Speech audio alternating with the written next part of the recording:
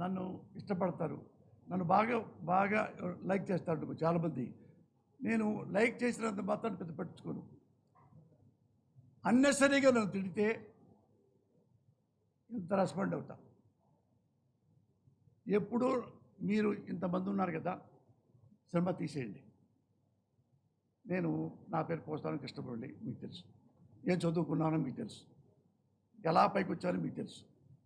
నేను ఎప్పుడైనా ₹1 రాంగ్ రూట్లో సంపాదించిన, ఒక్క అవినీతి చేసిన, ఒకటి బ్రోకర్ పని చేసిన, అన్యాయంగా తిట్టిన, అకారణంగా ఎవరిని నువ్వు ఫిట్టింగ్ పెట్టినా, మీరు ఎవరైనా వచ్చి ఒక్కొక్కళ్ళు వచ్చి నా చెప్తూ కొట్టచ్చు.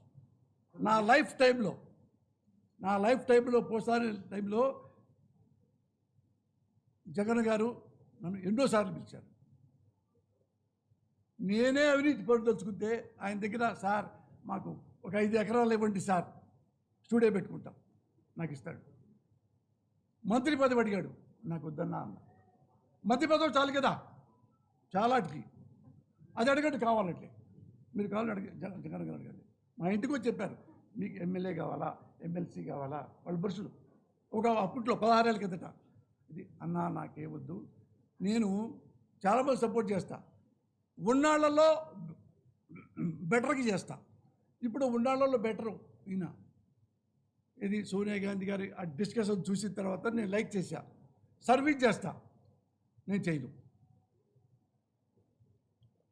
రాజకీయాలు. ఇంతవరకు నేను ఏ పార్టీలో కూడా సభ్యత్వం నాకు లేదు, జగన్ గారి సహా.